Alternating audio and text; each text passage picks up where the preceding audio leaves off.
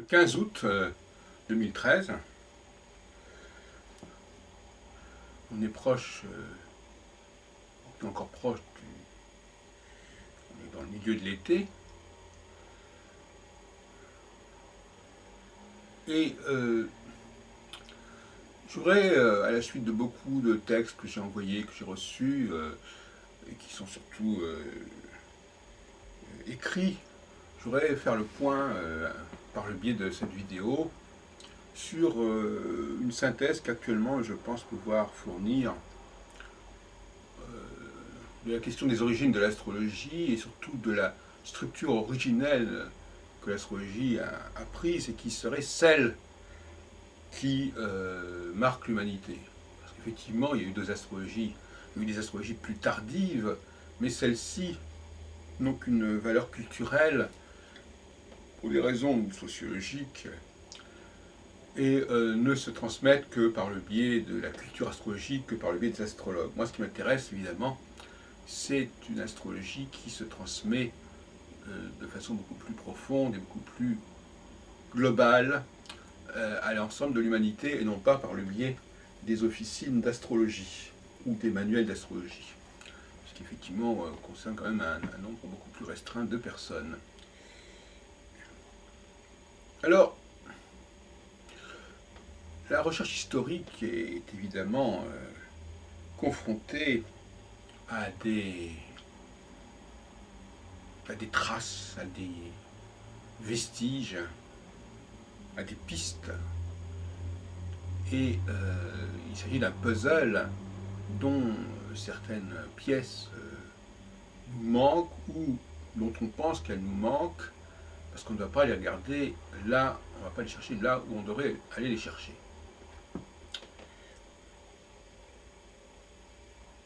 Alors je vais essayer pendant cette heure de causerie, je vais essayer d'aborder l'ensemble des sujets consacrés à cette question de la division du cycle. Alors, il y a eu bien entendu de nombreux travaux au cours des décennies sur ces sujets, mais ces travaux ont suivi des pistes qui ne me semblent pas viables. On se souviendra certainement des travaux d'André Barbeau, d'Yves Lenoble et d'autres sur la question des aspects qui se forment entre deux planètes, ces deux planètes constituant en quelque sorte un cycle. Car en fin de compte, aussi bizarre que ça puisse paraître, pour les astrologues de la fin du XXe siècle, la notion de cycle est liée à la combinatoire de deux planètes. La notion de cycle monoplanétaire est une notion qui a été abandonnée en quelque sorte.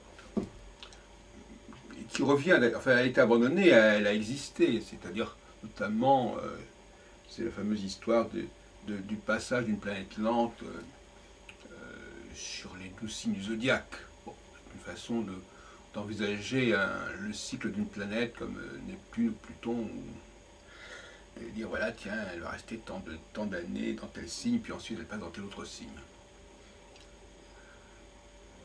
Alors on a déjà deux écoles qui s'affrontent et qui alternent en quelque sorte.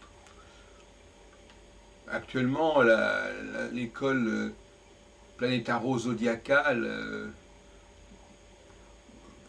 est plus à la mode. On parle beaucoup de l'entrée de Pluton dans tel signe, d'Uranus dans tel autre signe. Et apparemment, ça parle beaucoup aux astrologues. Quand on parle d'un signe, ça parle plus aux astrologues et au public probablement aussi, que les relations entre Uranus et Pluton, entre Saturne et Neptune, qui d'autant plus que cette relation entre ces planètes, par le biais des aspects, les aspects c'est pas très pittoresque les aspects. Alors bon, il y a les bons et les mauvais aspects, bon, ça va pas très très loin. Alors que les 12 signes, c'est une palette beaucoup plus riche, beaucoup plus inspirante, paraît-il. Mais moi, je propose un autre modèle que ces deux modèles-là, notamment l'astrologie mondiale, qui est la relation planète-étoile, qui est le grand oublié de l'astrologie du XXe siècle.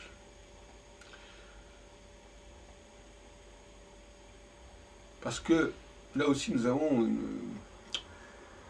plusieurs écoles. Il y a ceux qui divisent le cycle planétaire en 4. Et ça, c'est un point important. Effectivement, la division en 4 du cycle est une notion essentielle pour l'astrologie, qui n'a aucun sens pour l'astronomie, mais qui est fondamentale en astrologie. On le trouve, par exemple, dans la division du mois en 4 semaines, et chaque semaine comportant 7 jours. Là, on a le rapport au 4 x 7. Et ce 4 x 7, il renvoie, a priori, vers une planète, vers des planètes qui font apparaître ce chiffre de 27 ou de 28, 29, peu importe.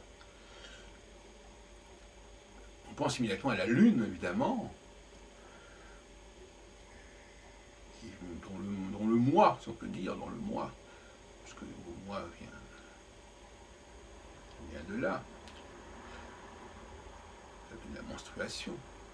Le mois est de 28 jours, et donc par conséquent, d'ailleurs ça renvoie aussi aux 30 degrés de chaque signe, hein, la division en 30 degrés est également liée à la Lune.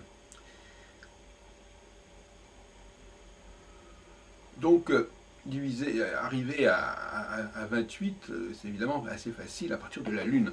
Ça l'est beaucoup moins à partir d'une autre planète. Sauf dans le cas de Saturne, qui a les mêmes repères que la Lune, à savoir 28-29 ans pour faire un cycle sidéral total, et puis on peut diviser bien entendu en 4 temps de cette année. Le problème, c'est que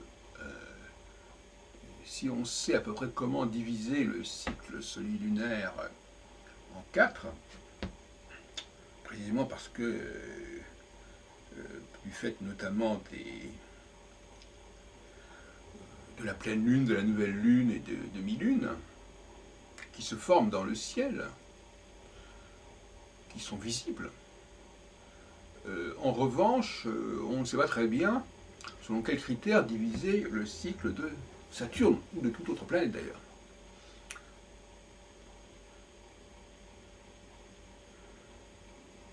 Alors, plusieurs solutions se présentent. L'une d'entre elles consiste à, ce que j'ai proposé d'ailleurs au début de mes publications, dans les années 70, l'une d'entre elles consistant à utiliser les axes des équinoxes et des solstices, Saturne passant par exemple à 0 degré Bélier, 0 degré Balance, 0 degré Capricorne, 0 degré Cancer, etc. Alors, l'inconvénient de cette division, c'est qu'elle relie une planète avec ce que j'appellerais une abstraction. En tout cas, c'est une abstraction au niveau du visible céleste. On ne voit pas les équinoxes et les solstices dans le ciel. À moins, bien entendu, de les relier à des étoiles. Mais comme ces étoiles elles-mêmes sont marquées quand même par une certaine forme de précession des équinoxes, le décalage peut se produire au bout d'un certain temps. Alors, moi, j'ai proposé, il y a déjà maintenant une quinzaine d'années à peu près, j'ai proposé de s'intéresser aux étoiles fixes royales. pas moi qui ai inventé la notion d'étoile fixe royale, c'est un groupe d'étoiles qui se retrouvent aux quatre coins du zodiaque, et qui forment donc une sorte de quadrilatère de facto assez approximatif d'ailleurs. Et j'ai suggéré donc, pour trouver un moyen tout simplement de diviser en quatre le système saturnien, j'ai proposé de considérer les conjonctions, si on peut appeler ça des conjonctions bien sûr, entre Saturne et successivement Aldébaran, Régulus, Antares et Fomalo. Alors, on peut discuter, comme l'ont fait certains, de l'époque à laquelle ces étoiles fixes royales ont été connues, identifiées, et si elles ont une quelconque pertinence. Mais il me semble que historiquement, elles sont attestées jusqu'à un certain point, qu'elles ont laissé des marques profondes dans le symbolisme quaternaire, qui est majeur quand même dans l'histoire des religions, et notamment dans la Bible. On connaît l'exemple évidemment de la symbolique des quatre évangélistes, on connaît le tarot, avec la garde du monde, on connaît le livre d'Ézéchiel avec les quatre êtres vivants, les Chayot, le tétramorphe. On connaît d'ailleurs le tétragramme, qui est le nom de Dieu chez les Hébreux, et qui a donné des formes comme Jéhovah. Et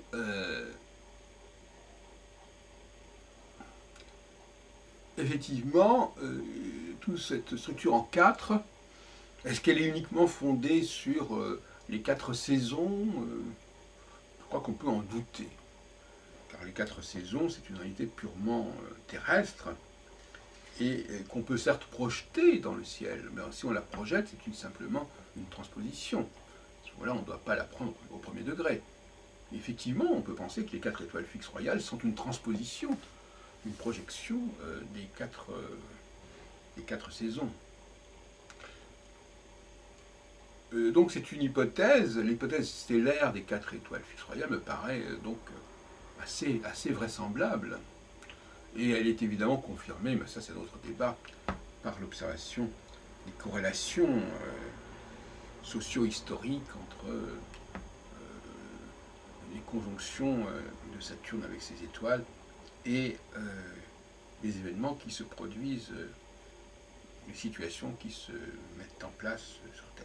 En précisant bien évidemment, ça va de soi, que si le moment de la conjonction est important, d'une part, il y a un phénomène d'anticipation qui fait que, à l'approche même de la conjonction, les choses déjà sont conjonctionnelles, si on peut dire, et deuxièmement, qu'à mesure qu'on s'éloigne de la conjonction, bien évidemment, on passe à tout à fait autre chose. Et ça, c'est important de comprendre qu'effectivement, tout cycle génère le contraire de lui-même, tout comme le jour génère la nuit, tout comme quelque part l'été aboutit à l'hiver. Donc il y a une espèce de continuum, de déterminisme inexorable et irréversible à ce qu'un processus débouche sur son antithèse en quelque sorte. C'est-à-dire que l'abondance débouche sur la pénurie, que les vaches grasses débouchent sur les vaches maigres, etc. etc. Ce qui veut dire que la planète elle-même n'est pas signifiante de telle ou telle tendance qui serait une constante. Elle est elle-même, sa signification même de la planète est vouée à des modifications. Alors, il y a là un paradoxe et une contradiction.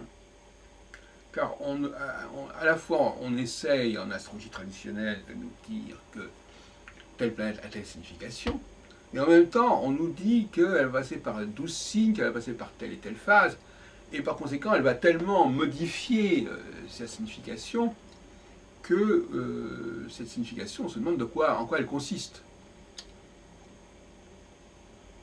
Donc là, il y a un écueil, il y a une aporie qui n'a pas été résolue. Et je crois qu'il faut l'assumer totalement, c'est-à-dire il faut dire non, les planètes n'ont pas en elles-mêmes de signification. Elles ont un cycle, elles ont un rythme, elles ont une vitesse, elles ont un éloignement, mais elles n'ont pas de signification, et leur signification, elle va varier dans le rapport combinatoire avec l'autre facteur du couple cyclique, en l'occurrence ici l'étoile fixe royale vers laquelle Saturne se rapproche ou dont il s'éloigne, et pour se rapprocher progressivement d'une autre étoile fixe royale qui se retrouve à peu près au quart de son parcours.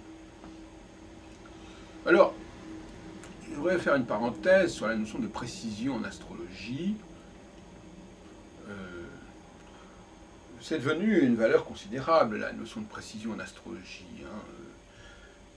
Qu'est-ce qu'on ne nous dit pas sur la nécessité de se renseigner auprès d'état civil pour avoir les extraits d'actes de naissance, etc. Cette astrologie-là ne nous intéresse pas ici, elle est assez tardive pour toutes sortes de raisons, notamment parce que dans le passé, il était bien difficile de mesurer le temps avec une très grande précision, et surtout au niveau individuel. D'ailleurs, en fin de compte, pendant très longtemps, le thème natal était dressé au moment de la naissance. Parce qu'on n'avait pas forcément d'archives. Même la naissance du futur Louis XIV en 1638 a demandé à ce que des astrologues se présentent et observent le ciel à ce moment-là, ce qui montre bien que le thème natal est quelque chose qui s'érige sur le moment. C'est un problème. Alors la notion de précision, elle a également été très importante pour ces astrologues, comme par exemple Roger Eke, qui utilisent un très grand nombre de combinatoires, de croisements, non seulement du fait des transits et des aspects, mais aussi du fait des directions qui multiplient et qui démultiplient les facteurs, au point que tous les jours, selon Roger Eke et selon son astrochronobiologie, la CB, tous les jours il y a des configurations nouvelles. Alors, il est évident que dans ce cas de figure, la précision est absolument nécessaire, puisque il faut caser un nombre considérable, je dirais presque illimité, de combinaisons possibles, et donc chaque combinaison n'a droit qu'à un espace très très réduit. L'espace, c'est comme pour la gestion des vols sur le territoire français ou dans un aéroport. Il y a tellement de combinatoires, tellement de vols qui se présentent qu'il faut être extrêmement précis pour ne pas se tromper, etc. En revanche, quand on n'utilise qu'une seule planète, c'est évident que le problème de la précision perd beaucoup de son importance, puisque la planète a le champ libre, et que les variations par lesquelles elle peut passer sont des variations graduelles, progressives, et qui n'exigent pas une précision remarquable, qui correspond assez bien, à mon avis d'ailleurs, à la connaissance que les anciens pouvaient avoir du ciel, il y a quelques millénaires. Donc, les débats pour savoir à quel moment la conjonction de Saturne avec une étoile fixe royale se fait, sont des débats un petit peu décalés, un petit peu anachroniques. Parce qu'en aucune façon, on attacherait une importance particulière au moment où la conjonction de Saturne avec Aldébaran ou avec Régulus se produit. Ce n'est pas du tout ce problème-là qui se pose, on est dans la continuité, et on est dans quelque chose qui se forme progressivement. D'ailleurs, c'est la notion de signal au sens pavlovien, c'est-à-dire le signal qui prend forme petit à petit et qui se déforme petit à petit. Donc les phénomènes d'anticipation, les phénomènes résiduels qui jouent à partir d'un seul et unique facteur relié ou référé à un point fixe. Donc en ce qui concerne les étoiles fixes royales, il est possible qu'il y ait des flottements sur leur identification, sur leur identité.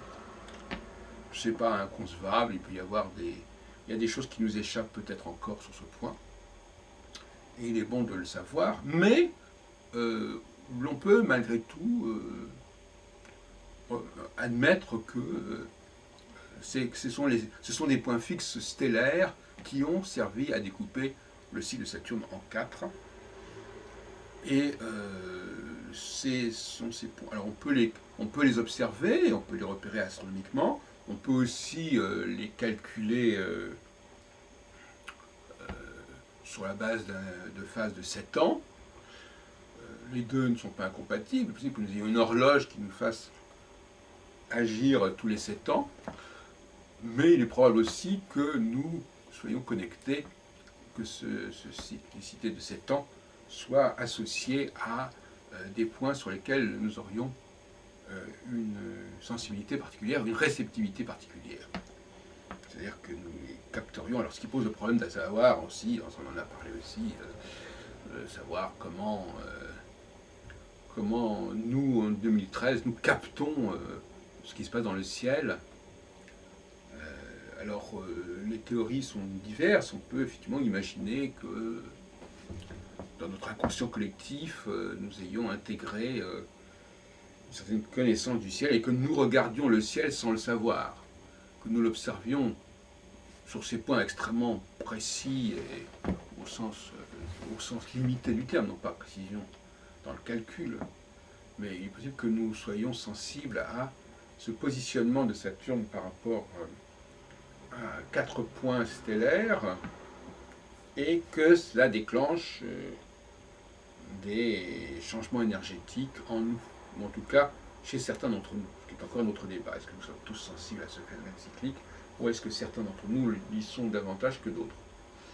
Ce qui pose le problème, effectivement, de ce que j'ai appelé les phases A et B et l'humanité A et B, sur laquelle nous reviendrons peut-être si nous en avons le temps. Et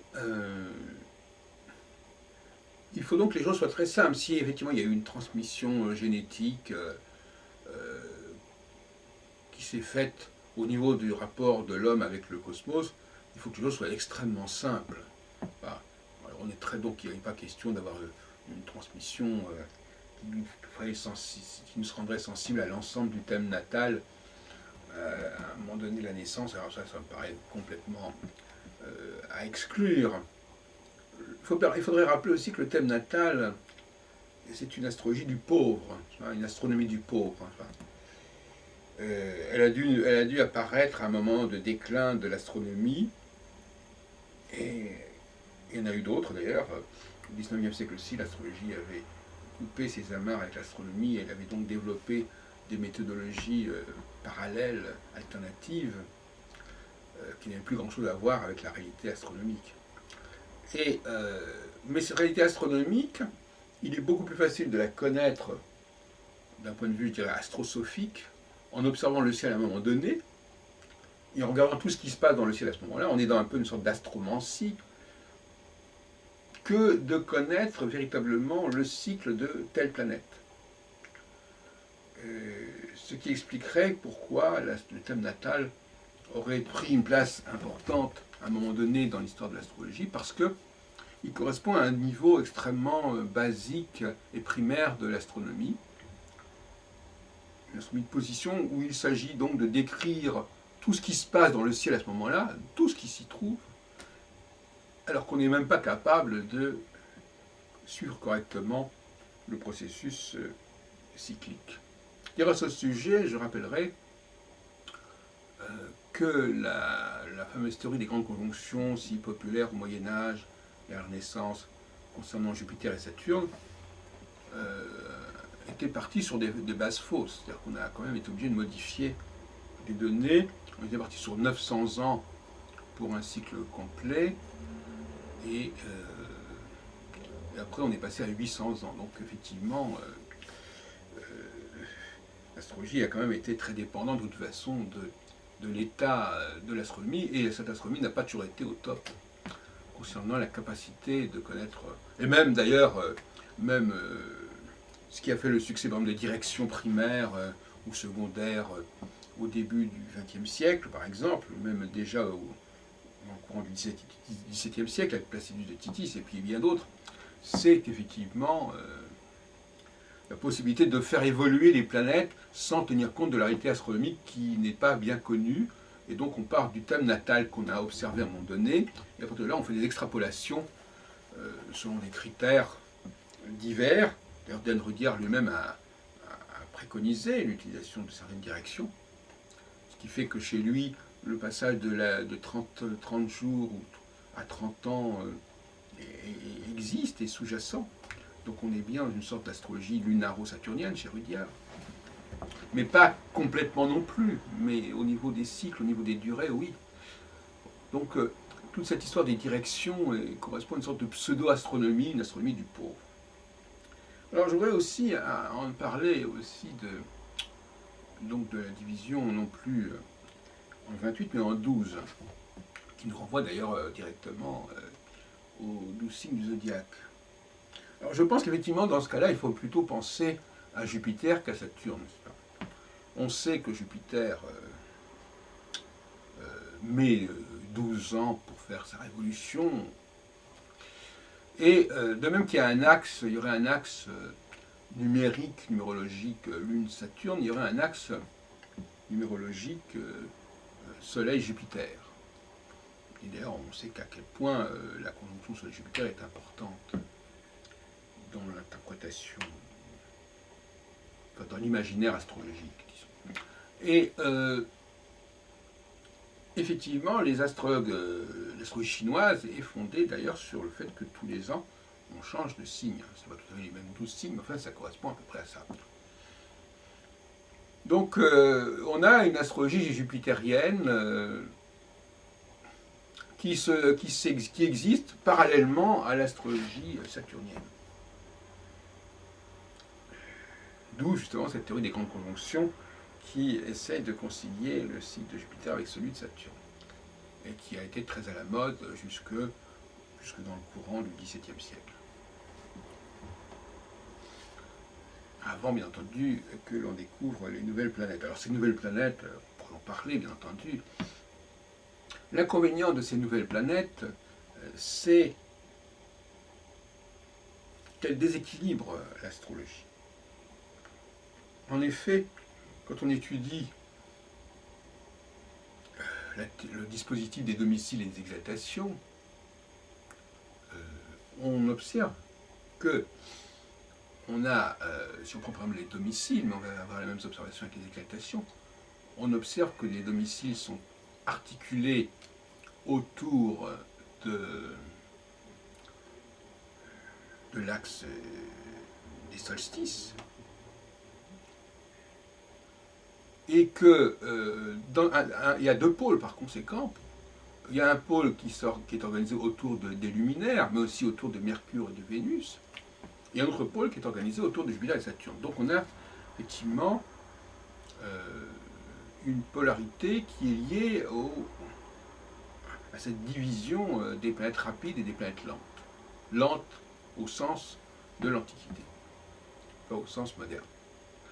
Et si on prend l'autre axe, les exaltations, on voit aussi qu'il y a autour de l'axe, cette fois-ci, des équinoxes, une polarité avec d'un côté le Soleil et la Lune, en bélier et en taureau, et à l'opposé, on a Saturne en balance. Alors, bon, il y a des choses au niveau de l'exaltation qui sont à revoir et qui ont été certainement corrompues, mais on notera aussi, par exemple, qu'on a Vénus en Poisson, et Vénus en Poisson, c'est donc aussi très proche du pôle équinoxial des planètes rapides. On pourrait avoir par contre d'autres avis concernant Mercure en Vierge, qui n'a pas à être en Vierge, effectivement, tout comme Jupiter n'a pas à être exalté en Cancer, pour des raisons que j'ai expliquées, qui sont liées au fait que le Cancer est un axe solsticial qui ne peut donc pas recevoir des planètes en exaltation, et que Mercure en Vierge est également sur le proche de l'axe solsticial, ce qui est aussi une aberration. Mais on ne va pas revenir sur ce point, sachant simplement que visiblement le système des domiciles, des exaltations est très est très corrompu. Et donc on ne devrait pas l'utiliser comme on le fait, mais malheureusement, toute tentative de le modifier est vouée à l'échec parce que les astrologues n'arrivent pas à se mettre d'accord sur de nouveaux consensus. C'est un autre sujet. Ce que j'ai voulu dire, c'est que il y a un équilibre, une sorte de balance, comme dirait Néroman, entre les planètes rapides et les planètes lentes, avec globalement 4 rapides, si on ajoute la Lune, au Soleil, Mercure et Vénus, et puis 3 lentes qui seraient Mars, Jupiter et Saturne, qui correspondent d'ailleurs aux planètes qu'on appelle intérieures et extérieures. Maintenant, si on rajoute Uranus, Neptune et Pluton, on n'a plus du tout cet équilibre. Et donc là, il y a un problème. Il y a un problème, et rien que pour cela... alors d'ailleurs, effectivement, Jean-Pierre Nicolas, dans son astrologie du RET, est amené à constituer un troisième ensemble avec un groupe qui serait les planètes rapides, un groupe intermédiaire avec Mars, Jupiter et Saturne, et puis un troisième groupe, Uranus, Neptune et Pluton, qui serait le groupe de transcendance, RET. Bon, alors évidemment, c'est une solution qui permet d'éviter cette surcharge du deuxième groupe en disant, ben non, mais finalement, on va mettre un troisième groupe. Tout est possible. Là, on peut tout imaginer. Alors, effectivement, pour en revenir à nos moutons, ces nouvelles planètes ont considérablement perturbé l'astrologie, et notamment l'ont perturbé au niveau cyclique, puisqu'on arrive à des cycles beaucoup plus longs. On n'est plus du tout dans les cycles de 12 ans, ou de 7 ans, ou de 3 ans, parce que le cycle de Jupiter, si on le divise en 4, donne des phases de 3 ans. Mais là encore, faudrait-il savoir sur quelle base on divise le cycle de Jupiter. Si on divise par rapport aux équinoxes ou au solstice, ou si on divise par rapport aux étoiles fixes royales, ou autres critères qu'on voudrait bien nous exposer. Il est certain que la notion de cycle planète-étoile est majeure et fondamentale. Et on peut vraiment regretter très sérieusement l'abandon de cette polarité, de cette combinatoire planète-étoile. Qui, à mon avis, c'est vraiment le moment de déclin, d'échéance de l'astrologie, parce qu'à partir de ce moment-là, l'astrologie n'a plus les moyens de décrire correctement ce qui se passe dans le monde. C'est un autre sujet. Donc, je milite, en dehors de la question des étoiles fixes royales, c'est tout un peu, plus globalement, le rapport des planètes avec les étoiles qui se posent, les étoiles qui ne sont plus considérées comme un moyen de structurer la course des planètes. Alors, rappelons quand même que dans l'histoire de l'astrologie, les planètes ne jouent quasiment pas de rôle au départ. D'ailleurs, dans le récit de la Genèse, dans la Bible, on ne parle pas du tout des planètes, on parle des luminaires et on parle de la voûte céleste, on ne parle pas des planètes. Donc, la dualité qui est déjà dans la Genèse, c'est la dualité entre ces planètes rapides, ces planètes entre guillemets, ces luminaires, le Soleil et la Lune, liés au jour et la nuit, bon, ça on préfère, et le ciel étoilé. C'est sur cette base-là que l'astrologie est née, sur cette dualité. Et par la suite, effectivement, on a découvert qu'il y avait des planètes qui n'étaient ni des luminaires, ni des étoiles fixes, et c'est ce qui a permis de mettre en orbite, si on peut dire, Saturne. Alors je rappelle aussi que dans la conception juive du temps, le 7e jour est important, le 7e jour de la création est important, la division en 7 est importante, et que le Shabbat, qui se produit tous les 7 jours, est une structuration justement du cycle lunaire. En tout cas, il est censé l'être au départ. Je ne sais pas si aujourd'hui le samedi a lieu à un moment qui est astronomiquement pertinent. C'est un autre débat, surtout avec les changements de calendrier, etc. Il faudrait peut-être le rétablir. Il serait logique que le Shabbat, ou le 7e jour, ait lieu au moment de la nouvelle lune, de la pleine lune ou des demi-lunes. Ce qui d'ailleurs, entre parenthèses, était la façon de travailler de Nostradamus dans ses almanachs, où il faisait le thème de chacune de ces configurations. ces 4 configurations mensuelles. Ce qui faisait que ces almanachs, quand même, interprétaient 4 fois 12, 48 thèmes par an.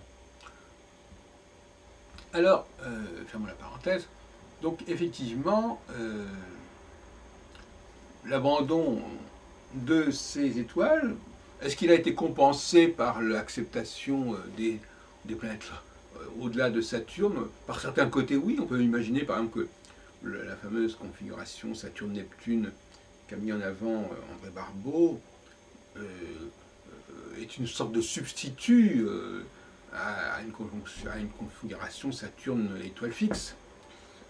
Et que c'est encore plus vrai évidemment pour Pluton qui est encore plus lent. Donc ces étoiles fixes, elles jouent le rôle, une sorte de succédané ces planètes transsaturniennes, elles jouent le rôle un petit peu des étoiles fixes. Mais bien évidemment, le grand problème, c'est qu'on est complètement dans l'anachronisme, puisque on ne les connaissait pas dans l'Antiquité, et qu'elles sont invisibles, et donc elles ne peuvent pas faire partie d'une sorte d'horloge cosmique que tout le monde verrait, que tous les citoyens pourraient contempler consciemment ou inconsciemment. Alors, la contemplation inconsciente des étoiles, des planètes, ça paraît un peu limité quand même. Hein.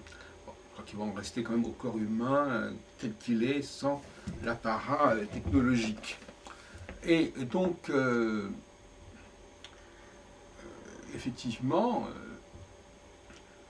l'intérêt de l'étoile. Les astronomes continuent d'ailleurs quand on dit par exemple que Saturne a une révolution de 30 ans ou de 29 ans, c'est généralement calculé par rapport à une étoile fixe.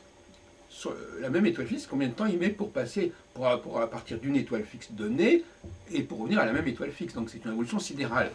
C'est une convention, d'une certaine manière, mais ça montre bien que cette notion de rapport planète-étoile est une notion très importante, même si, alors là c'est un gadget qui court actuellement, même si effectivement les étoiles et le système solaire n'ont rien à voir, même si elles ne font pas partie d'un même système, eh bien non, justement, elles ne font pas partie d'un même système, ce sont les relations entre deux systèmes. D'un côté le système humain et terrestre, de l'autre côté le système céleste. Alors, effectivement, les astronomes ont refusé l'étoile fixe au nom du fait que l'étoile fixe ne faisait pas partie du système solaire. Ça, c'est tout à fait anachronique, je dirais même uchronique. Et dans l'Antiquité, on considérait que il était nécessaire de relier les deux plans, le plan terrestre, le plan céleste. Donc l'astrologie moderne s'est privée de cette référence stellaire, sauf dans le cas, bien sûr, de la fameuse théorie de la pression des équinoxes, où alors là, on nous parle du point vernal qui évolue à travers les constellations et qui détermine des ères de 2160 ans.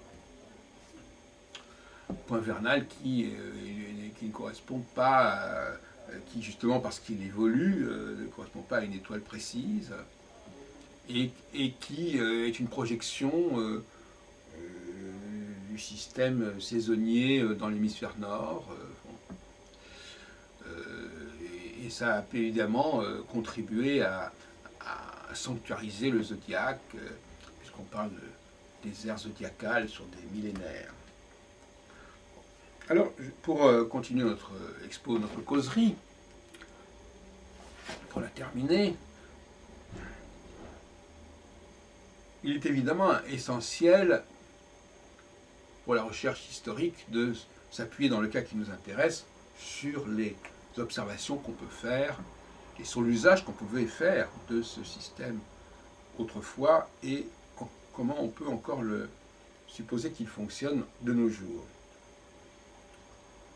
Alors, on aura compris que nous sommes en faveur d'une astrologie minimale, hein, avec très peu de moyens, mais malgré tout, qui exige une connaissance astronomique précise, bien que le fait de changer de phase tous les 7 ans ne soit pas très compliqué à comprendre et à appliquer.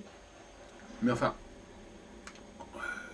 ce qui fait qu'effectivement le maniement de ce système saturno-stellaire est assez simple, il n'exige même pas vraiment d'éphémérides, en fin de compte, très peu.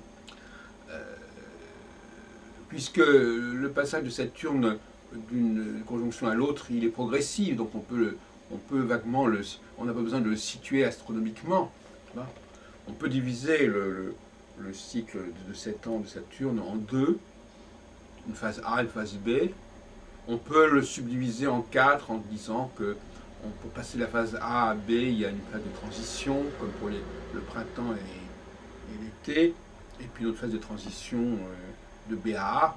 Donc de toute façon, le 1 renvoie au 2 et le 2 renvoie au 4. Alors de toute façon, il n'y a pas de débat sur ce sujet. Mais c'est une estimation, ce sont des progressions.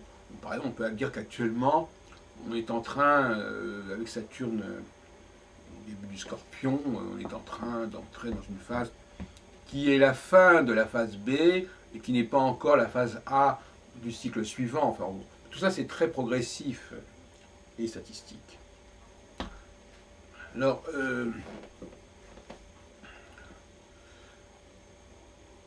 ce qui s'est passé visiblement, enfin apparemment, c'est que ce système, pourquoi est-ce qu'il a été élaboré, dans quel esprit?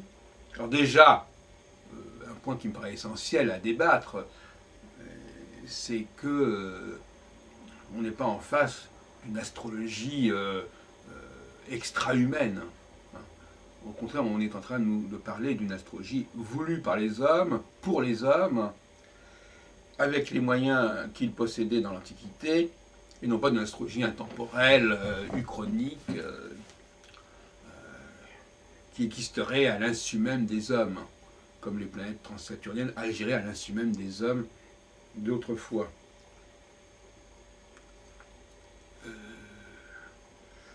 L'astrologie est une construction humaine, avec une utilisation minimale du cosmos. Et il n'est pas question qu'elle se laisse envahir par les astéroïdes, par je ne sais pas quoi, sous prétexte que ça fait partie du système solaire. Donc ça, l'astrologie solaire qui débouche sur le système solaire et qui débouche aussi sur les 12 signes, ça me paraît une astrologie qui doit être abandonnée au profit d'une astrologie saturnienne lunaire. Tout ça fait l'objet de débats, bien entendu. Alors, à quoi servait donc cette fameuse astrologie saturno-stellaire dont nous parlons, et comment donc peut-on la repérer aujourd'hui dans notre monde, parmi nous? Je crois, comme je disais, on est dans le minimalisme, dans l'économie, et comme on est dans l'économie, quand on met en place les calendriers électoraux, là, voilà, un tel président est élu pour 5 ans, voilà, bon, ben, évidemment, c'est plus du tout fondé sur les cycles planétaires, mais le principe de quelque chose qui doit être relativement long est un principe fondamental. On ne fait rien, on ne fait pas les choses en un an. La période de 7 ans est tout à fait souhaitable. Et je regrette qu'effectivement, on soit passé du septennat au quinquennat en France, depuis peu. Parce que quand on était au septennat, eh ben, il y avait une sorte de régularité, c'est-à-dire que tous les 7 ans, les choses revenaient à peu près dans le même ordre. Et il ne faut pas aller très loin dans cette réflexion. Il faut considérer que on avait établi un signal. Les hommes s'étaient mis d'accord sur un signal qui ferait que lorsque Saturne se rapprocherait d'une des 4 étoiles fixes majeures, eh bien, on aurait un nouveau cycle. C'est-à-dire qu'on devrait reprendre les choses. Vous avez pensé un peu aux Saturnales romaines tous les ans, où à la fin de l'année, il y avait une sorte de période de renversement des valeurs, renversement des hiérarchies. Et donc la nécessité d'un recyclage, d'un renouvellement du cycle est une nécessité qui peut a priori être légitime en tant que telle. Ce qui a été mis en place pendant les 7 ans doit être remis en question, d'autant plus D'autant plus qu'au cours de ces 7 ans, il y a une déperdition d'énergie, une déperdition du signe, et que par conséquent, on a progressivement remplacé les solutions les plus valables par des succédanés, par des ersatz, avec donc des solutions temporaires, comme celles qu'on peut élaborer en période de disette, de pénurie, notamment au niveau alimentaire, mais pas seulement. Pénurie aussi intellectuelle, qui a abouti notamment à ce qu'on a appelé tout à l'heure le thème natal, quand on n'a plus la capacité de suivre le cycle planétaire correctement, qu'on n'a pas les outils pour le faire en tout cas, qu'on n'a pas les documents pour le faire, ou qui ne sont pas accessibles à tout le monde. D'où la problématique qu'on a appelée il y a un siècle l'astrologie pour tous, qui est évidemment une forme de simplification, sans parler de 12 signes. Et voilà, donc il y a une nécessité de faire le ménage, de désencrasser le système, et il faut donc renouveler. Et c'est face à ce renouvellement justement que l'astrologie est confrontée tous les 7 ans, parce qu'elle-même ne donne pas l'exemple, elle ne se renouvelle pas, elle n'est pas capable d'évacuer, de nettoyer, je pense au nettoyage des écuries d'Augias par Hercule, de nettoyer ce qui a pu être comme ça bricolé pendant un certain temps, pour repartir sur des bases nouvelles. Bon, cette faculté-là, l'astrologie et pourtant, comme on dit, n'est-ce pas, les cordonniers sont les plus mal chaussés, les astrologues sont les moins bien placés pour donner l'exemple à leurs clients d'une nécessité de se renouveler, puisque même ils ne renouvellent pas leur propre savoir, du moins ils ne savent plus distinguer le bébé et l'eau du bain. Alors, effectivement, moi j'analyse très rapidement, n'est-ce pas, l'utilisation de cette astrologie saturno-stellaire, Saturne 4 étoiles, en disant que notre capacité à relier les choses entre elles est plus forte en période conjonctionnelle qu'en période disjonctionnelle, si on veut dire. Et là, ça me fait penser tout de suite à la tour de Babel, avec une tour de Babel qui, au départ, est unifiante, et qui, du fait de l'intervention des dieux, enfin peu importe, va être au contraire la marque d'une dispersion, d'un cloisonnement. Et ça, c'est tout à fait l'évolution du cycle 7 ans. On passe d'abord par la tour de Babel qui est unifiante, et après on va vers la multiplicité et la diversité. Pourquoi? Parce qu'on n'a plus les capacités de retrouver les points communs, de trouver les connexions. Je sais pas, c'est comme dans un test de quotient intellectuel, on demanderait aux gens quels sont les rapports entre tel et tel objet. Eh bien, certaines personnes arrivent à trouver ce rapport, d'autres personnes n'y arrivent pas. Eh bien, on est moins intelligent en phase B, en phase finale d'un cycle, qu'en début de phase. Et donc, les solutions qui, en phase A, sont évidentes, on voit immédiatement la connexion, eh bien, en phase B, elles ne le sont pas, et ça explique le marasme actuel qui se produit quand on est en fin de cycle de 7 ans. Donc voilà, les règles du jeu sont simples. Donc, comme je viens de le faire à l'instant, on peut les appliquer. Maintenant, vouloir une astrologie plus complexe, plus riche, plus individuelle, tout ça, ça me paraît un peu chimérique. Je crois que l'astrologie retrouverait sa place au sein des disciplines scientifiques, et notamment des sciences de l'homme, au prix de ce recyclage, au prix de ce recentrage, au prix de ce ressourcement. Effectivement. Et que en demandant que l'astrologie soit acceptée telle qu'elle est aujourd'hui, telle qu'elle est devenue, obèse, pléthorique, je crois qu'on va nulle part. Ce qui pose le problème, effectivement, de la formation des astrologues. On a encore entendu récemment une vidéo qui circulait beaucoup sur Internet, qui rappelait, n'est-ce pas, toute l'importance qu'il y avait en astrologie à des longues études par opposition à la voyance, qui, elle, c'est des choses qui seraient comme ça innées.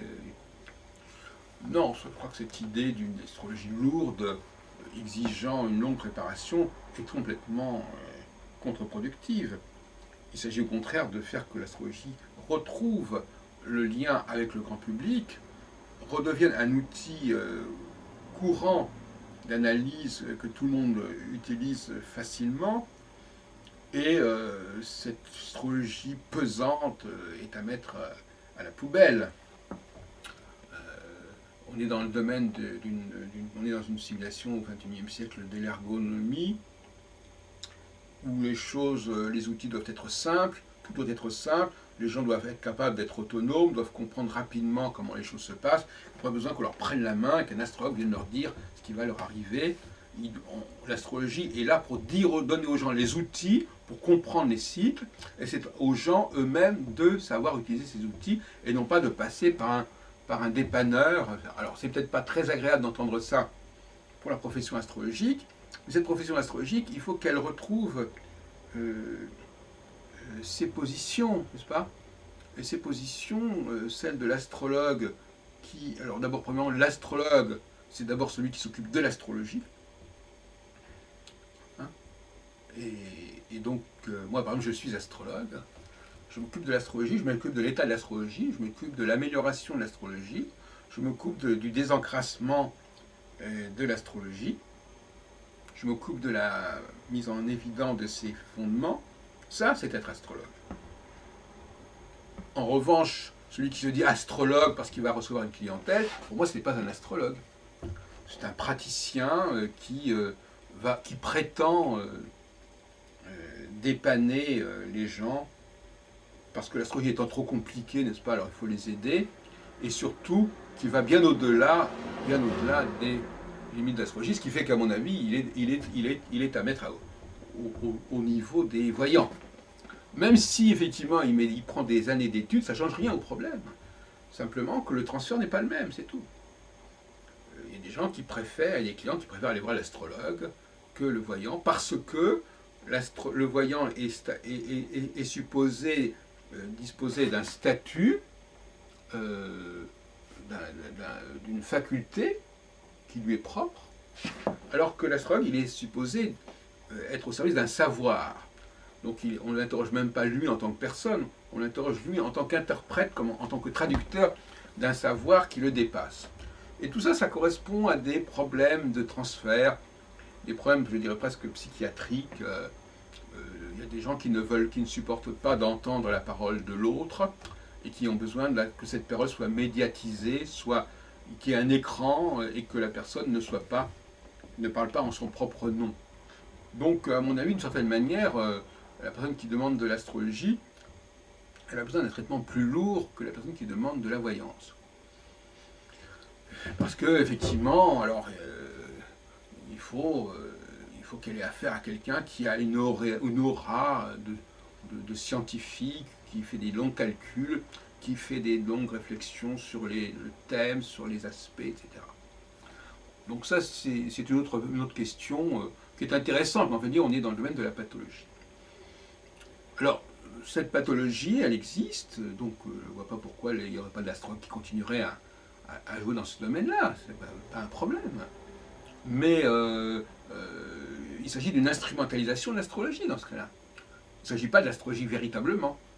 Il s'agit d'une astrologie instrumentalisée, c'est-à-dire on se sert de l'astrologie pour aller bien au-delà de ses possibilités, donc sans tenir compte de ses réelles possibilités, tout comme l'astrologie d'ailleurs instrumentalise l'astronomie. Par exemple, Saturne n'a aucune vertu particulière au regard de l'astronomie. C'est l'astrologie qui lui donne ses vertus.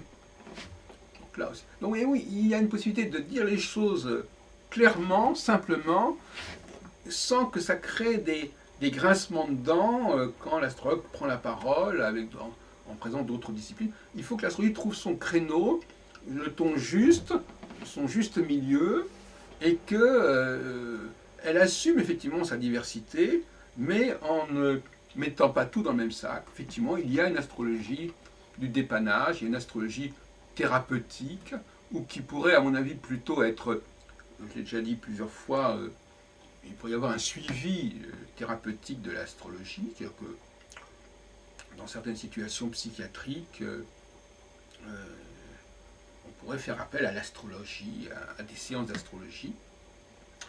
il faut qu'il y ait un rapprochement entre psychiatrie, psychothérapie et astrologie. L'astrologie, enfin je veux dire, ce qu'on appelle astrologie. Enfin, bon. Donc les astrologues praticiens actuels devraient se recycler dans un rapport constructif avec le monde de la psychothérapie et laisser tranquilles les astrologues proprement dits, qui eux ont d'autres choses, d'autres chats à fouetter. Effectivement, et ils ont un rôle à jouer au niveau de la science politique, de la science historique, de l'anthropologie, de la science du vivant, qui sont d'une toute autre dimension que ces questions de traitement personnel, individuel. Donc là, effectivement, il y a un divorce qui se fait quelque part, mais les astrologues, ce sont d'abord des gens qui réfléchissent sur l'astrologie, qui sont capables de la repenser et d'en discuter entre eux dans le domaine des colloques. Les colloques que nous avons organisés par le passé, et ça fait quand même 40 ans que nous organisons des colloques, ne sont pas des colloques qui sont ouverts aux étudiants en astrologie, ou encore moins aux clients en astrologie. Ce sont des colloques qui sont ouverts aux gens qui réfléchissent sur l'astrologie, donc aux astrologues, aux vrais astrologues. Et il est dommage que depuis quand même pas mal d'années, ces colloques soient envahis par des personnes qui n'ont pas du tout la compétence à réfléchir sur l'astrologie et qui simplement viennent écouter des conférences payantes, assez chères d'ailleurs. Et à mon avis, c'est dommage parce que ces colloques auraient permis justement d'aller beaucoup plus loin dans le fait de repenser l'astrologie sur des bases saines. Donc là, de ce côté-là, il y a une faillite des colloques actuels depuis déjà une vingtaine d'années. Et il serait bon qu'on rétablisse des vrais colloques avec des vrais débats et des vraies discussions. Comme d'ailleurs on peut en voir nombreuses sur Téléprovidence. Donc, une autre question qui se pose aussi, qui est assez délicate, et je terminerai probablement ces causeries par là, c'est que tout le monde n'est peut-être pas capable et ce n'est peut-être pas non plus nécessaire que tout le monde soit capable de capter les signaux saturno-stellaires, que tout le monde soit marqué par eux, oui, mais pas forcément directement. Il suffit en réalité, comme on le sait, de quelques leaders, de quelques savants, plus ou moins géniaux, pour que la conjonction prenne complètement son rôle. On n'a pas besoin des milliers de leaders pour unifier le monde. On n'a pas besoin de milliers de chercheurs pour trouver des solutions. Donc effectivement, il est probable, il est possible qu'il y ait une élite qui soit désignée et qui ait vocation à faire fonctionner le système astrologique. Donc je ne dirais pas que je dirais que l'astrologie, en tant que savoir, peut être utilisée par tout le monde, mais que, en tant que réalité intérieure, en tant que potentialité, elle est peut-être limitée à une petite minorité de personnes qui font fonctionner les choses. Et quand cette petite minorité ne fonctionne plus, parce qu'elle n'a plus le potentiel, elle n'est plus portée par la conjonction, à ce moment-là, effectivement, il y a un appel à la majorité.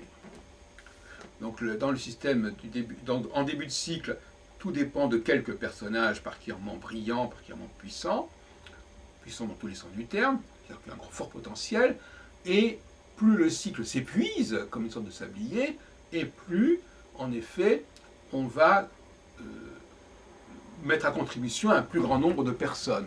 Ce qui fait qu'en fin de cycle, tout le monde est concerné, tout le monde est actif, tout le monde est partie prenante. Mais le début d'un nouveau cycle redemande à nouveau une polarisation sur quelques personnages et une polarisation sur une minorité, sur une élite. Voilà. C'est un peu comme ça que je vois les choses, et évidemment, ça pose le problème de savoir comment distinguer au sein de l'humanité ces élites. C'est un sujet extrêmement délicat, mais malheureusement qu'on ne peut pas complètement éviter, enfin qu'on peut laisser de côté dans l'immédiat, mais il est possible qu'il y ait là une structure de l'humanité Et évidemment, il y en a une qui est quand même assez flagrante, même si elle fait problème à beaucoup de gens, et notamment dans une science qui est envahie par la majorité et non pas par une minorité, qui est l'astrologie, c'est la question des hommes et des femmes. Alors, est-ce que ce clivage homme-femme est pertinent au regard de l'astrologie? À mon avis, il l'est, quelque part. Il y a des raisons de penser qu'effectivement, les, les réalisations politiques, scientifiques, artistiques les plus puissantes sont presque toujours le fait des hommes. C'est un constat, on peut regretter, on peut penser que l'avenir sera autre. On pourrait même penser qu'on pourrait déprogrammer l'humanité pour que les choses soient autres. Mais pour l'instant, nous fonctionnons sur cette dualité. Il y en a probablement d'autres qui sont peut-être liées à des dualités religieuses, des dualités raciales, enfin on ne sait pas. En tout cas, c'est un sujet de réflexion. Voilà. Je vous souhaite une bonne continuation.